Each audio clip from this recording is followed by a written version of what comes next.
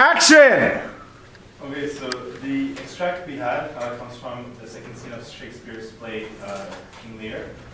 In this extract, Gloucester is about to sit after Edmund gave him a letter supposedly coming from his other son Edgar. Edmund tries. Nice of you to join us.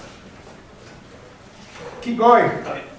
Edmund tries to divide Edgar and Gloucester by framing Edgar with the goal of getting Gloucester's power. Both Edgar and Gloucester are being played by him. In this extract, we see the importance of nature for the characters. For some, nature is used to explain their lives, and that nature is in control of their life. But for others, like Edmund, nature has no link with human behavior. So first, we see that nature is used to explain events of the characters' lives and their behavior. For example, from the start, we have Gloucester, who is very superstitious and believes that natural phenomenon like eclipses mean that bad things will happen. As he says, these late eclipses in the sun and moon portend no good to us.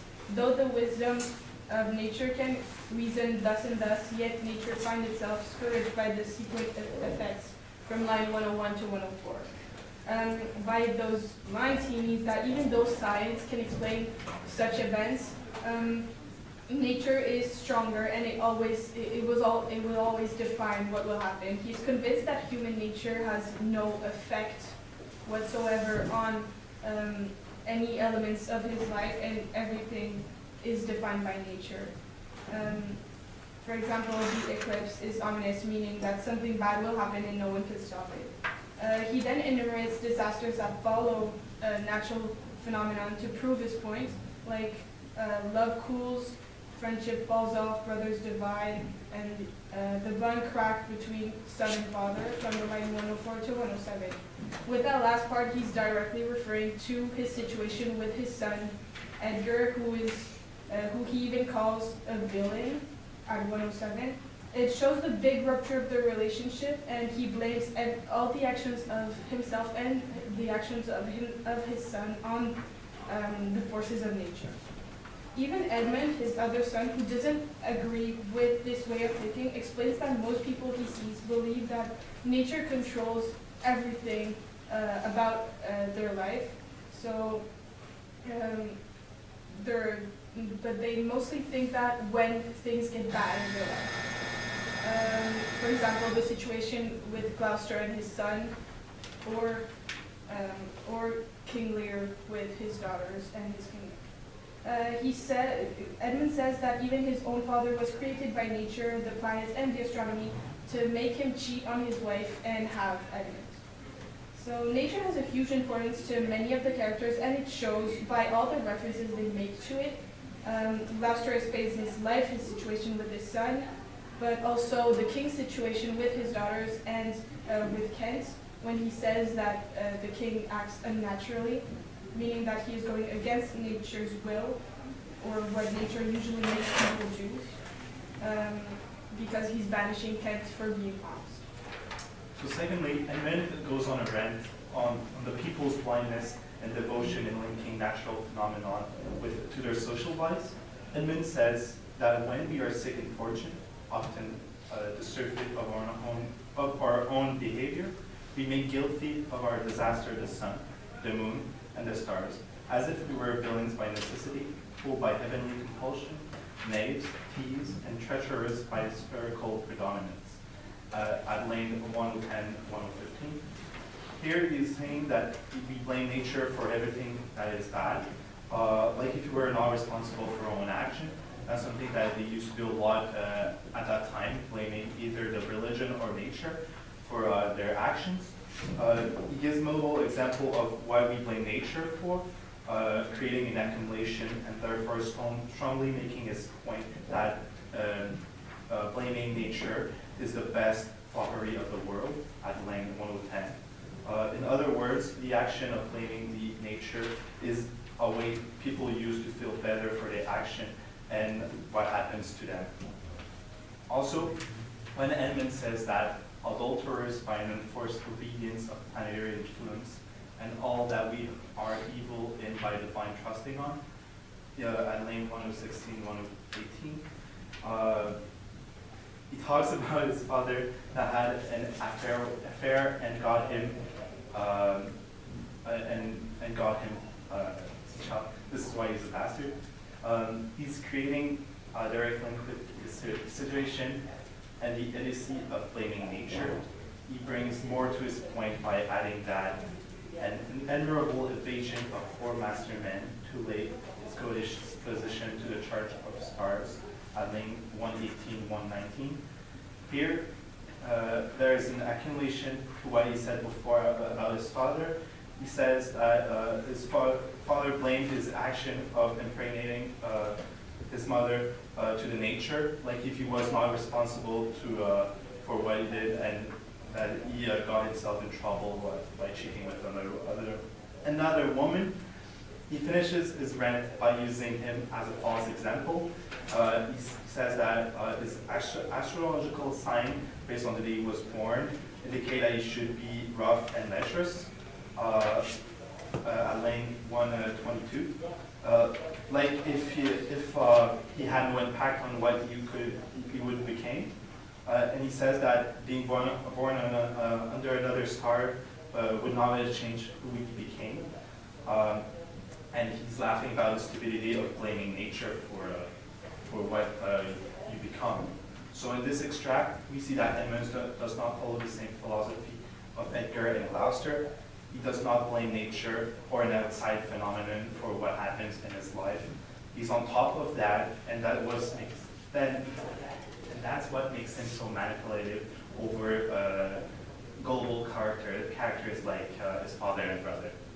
To conclude, this excerpt shows the relationship between the characters and nature. While nature controls their behavior and is used to explain many events of their life for most of the characters, like Gloucester, for example, in his situation with his son, some characters, such as Edmund, do not comply with this way of thinking and create that link to nature. Those characters reject completely the idea that nature controls everything and defines their personality and their behavior, and mocks those who think this is true. While the first ones explain everything with nature or astronomy, and this shows the importance of nature, for them. Nature is a repeated theme all throughout the play, and not only in the scenes, furthermore proving its importance to the characters.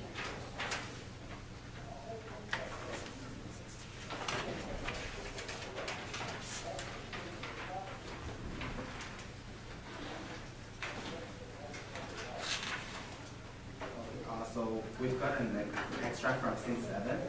Lear leaves Gunneral's place to meet up Reagan and to ask her to shelter him. He tells Reagan about Gunneral's ungratefulness. However, Lear ignores that Reagan was Gunneral's ally. Thus, Reagan refuses to give him a shelter. When Gunneral arrives, the sister tells Lear that he's growing old and weak. And the extract takes place when the sisters are trying to force Lear to give up his man. Overwhelmed with anger, Lear decides to head outside despite the storm that will be coming. And we will analyze how Lear reacts to his loss of power and authority, and how Shakespeare portrays Lear's reaction through the use of literary devices. First, Lear is in denial when he needs to face his loss of authority. When Gunneral and Reagan are trying to force Lear to disband his army, Lear doesn't want to acknowledge that his daughters betrayed him and that he can't exercise his authority on them anymore. Lear enumerates the traits he thought his daughters had on line 409. He thought that they were, he said that he made them his guardians and his depository. These traits show that Lear believed his daughters were reliable. It shows that he deeply trusted his daughters. He thought that they would take care of him. And furthermore, the rhetorical question on line 411 and 412 accentuates Lear's disbelief. He says, what must I come to you with 5 and 20, Reagan? Said you so? The rhetorical question sets Lear's tone of disbelief by giving the impression that Lear is wondering how his daughters can act so coldly toward him, and how she dares treat him, her father, this way. Also, when Gunneral asks Lear why he needs his men, Lear shouts, "Oh, reason, not the need," on line 422. The exclamatory sentence introduces Lear's realization of his daughter's betrayal. And the following lines can explain why Lear won't acknowledge his loss of power. Lear compares a man's life to the life of an animal on line 425. A man's life is chief as beast. The simile is used to show that the only thing that separates a man and an animal is his identity. By denying Lear's authority, Reagan and Goneril are taken away from Lear the identity he built for himself during all these years. For Lear, his authority represents his humanity. Denying it will take away his humanity and his sanity. Therefore, Lear wants to deny his loss of power to maintain his sanity, and realizing his powerlessness will destroy his sanity. So while his daughters are going against his will by sending his men away, Lear continues to try to act like a father who is in control of his family. While they have already sent away half of his knights and are making more demands to send away more knights, Lear answers with patience. Indeed, Lear tries to reason with them and to refuse their demands like a father would negotiate with his little children, over matters such as sleeping early or not eating candy. In line 414, Lear says, "Those wicked creatures yet do seem well favored, when others are wicked. Not being the worst stands in some rank of praise. To Goneril, I'll go with thee." In this cutscene, Lear is basically saying to one daughter that she's being naughty and is rewarding the other for being good, the reward being his fatherly love. The comparison to wicked creatures shows full well that he's infantilizing his children. Infantilizing his children. Also, like Adriel said, when Lear said that he made his guardians, his guardians and his depositories, he wanted to show that by this enumeration that he trusted his daughters like a dad would by giving them these responsibilities. While he has already been weakened by half of his military power, Lear still tries to play the dominant father figure in the house and is trying to make Goneril and Regan into their obedient younger selves. However, when Lear realizes that he's no longer the dominant father figure and that his daughters are no longer the kids that revere him and respect him, he's outraged and has an outburst. In line 435, he says that he won't let the women's weapon sting his men's cheeks. This comparison is used as an insult towards his two daughters as he tries to save his dignity as a man, as a father, and as a king. He also describes himself as a poor old fellow, and after reminding them of their relations as father and daughter, to show the atrocity of the act that Goneril and Regan are committing. Obviously, one of the biggest themes of the extract is the theme of power. For instance, Regan and Goneril are so insistent to take away all of Lear's men because they want to make Lear's influence completely disappear from Britain. However, the thirst of power and a sudden gain of power doesn't always have positive consequences. For example, Edmund's, Goneril's, and Regan's greed will lead them to fail miserably. Lear wants to be recognized as a king because he wants people to praise his success. However, his daughters won't acknowledge it. This lack of recognition will introduce the theme of madness. When Lear screams, "Oh fool, I shall go mad," and heads to the storm, it foreshadows the howling storm within Lear's head that will destroy his sanity. The storm also foreshadows the tragic fate of many other characters. For example, Gloucester getting tortured for helping Lear, and the defeat of the treacherous children. Therefore, the storm symbolizes the destruction that will lead characters to fall down from the social ladder. Another theme developed is the theme of betrayal. Lear cannot believe that both of his daughters have turned on him and is hit with grief and anger. Indeed, in his outburst, he is finally convinced of his daughter's atrocities and is completely shocked that his daughters dare to try to overtake their father. Also, he is sad that despite treating them so well, to the contrary of what he did with Cordelia, they treated him like dirt. He is also sad and angry as a father, since he gave birth and raised the two. He gave them everything, literally, yet they still betrayed him. Lear's late realization of his daughter's betrayal further develops the theme of blindness. He has turned a blind eye to what the two were plotting because he trusted them. Yet the immense trust has led to even greater disappointment. After having had half of his knights sent away, he still trusted his daughters, still negotiating with them instead of calling them out. In the grand picture of the play, the theme of blindness is also shown by Gloucester as he turns a blind eye to what Edmund is doing to Edmund's schemes, and he's eventually betrayed and is too late to stop. So in conclusion, when Lear has finally realized that his power is being sapped away, it is too late and he has lost his authority. After his denial comes an outburst, but this is as much as he can do. He can only rage because he cannot take back his kingdom. While he has treated Goneril and Regan like his daughters and wants to retain his father figure, they have not treated him like their father. However, when Lear finally realized that he has been deceived by the two, the heavy trust that he has placed was destroyed.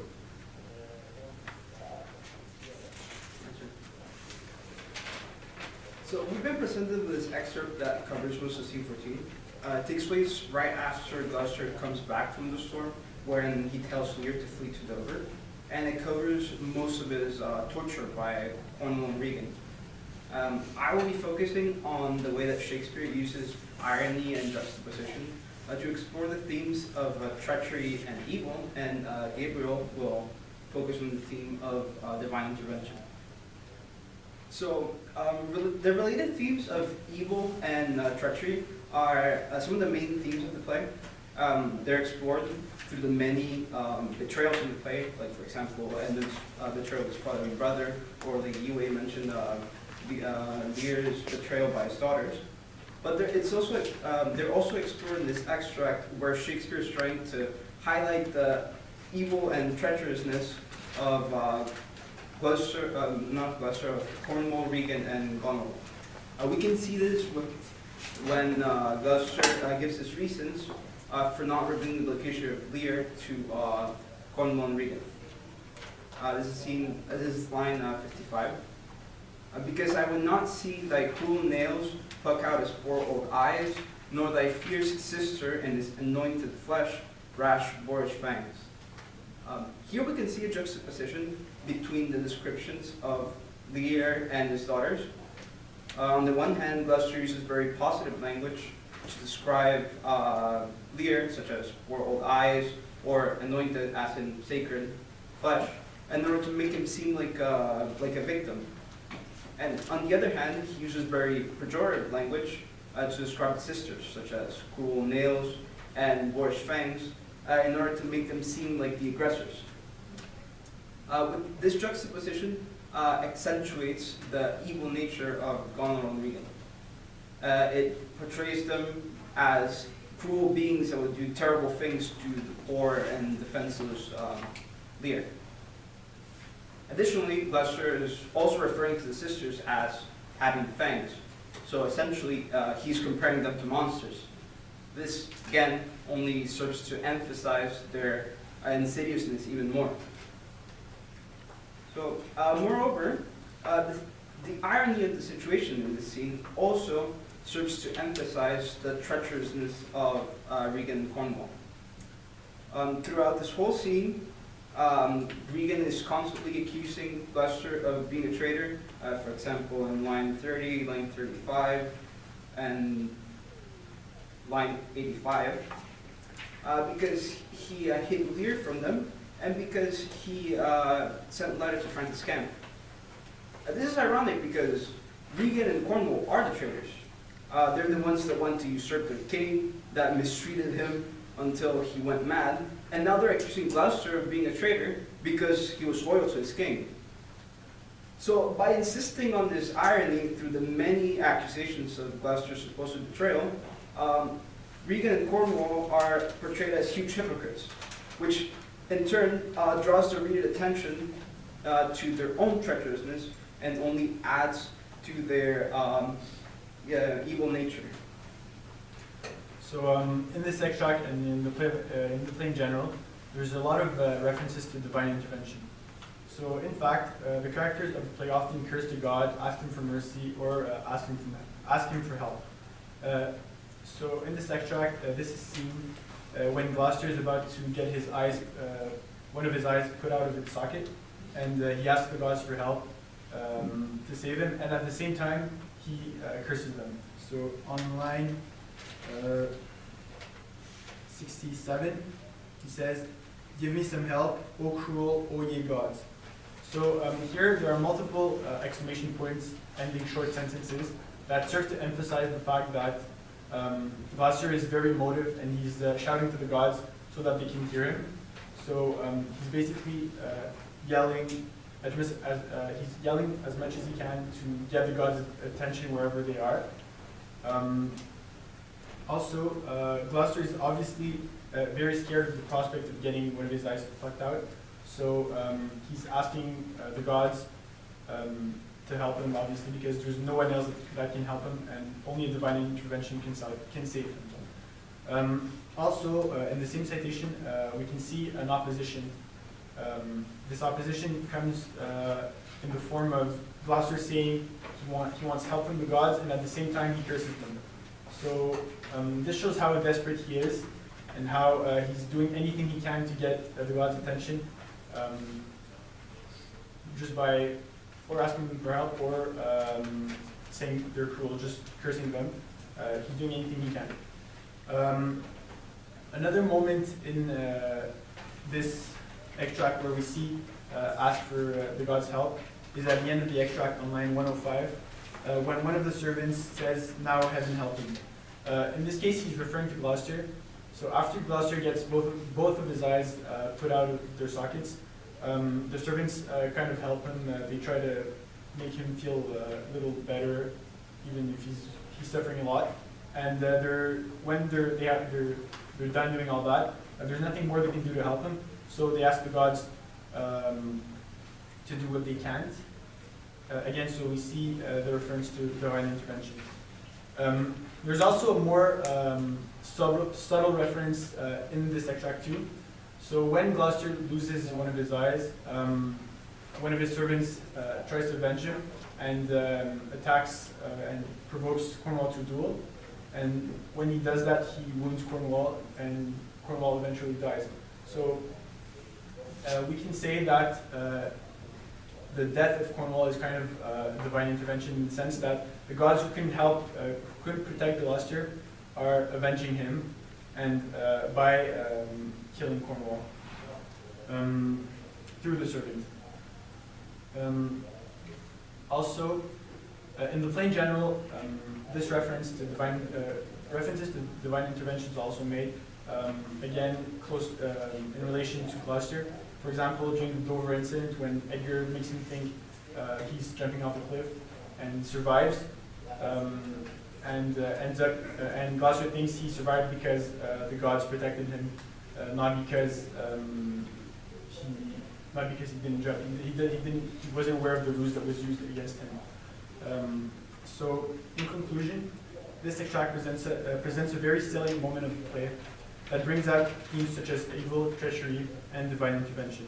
In fact, this extract shows us how Gloucester turns to the gods to save him when there's nothing else he can do in the face of Regan, Cornwall, and Goneril's evil and treacherous actions.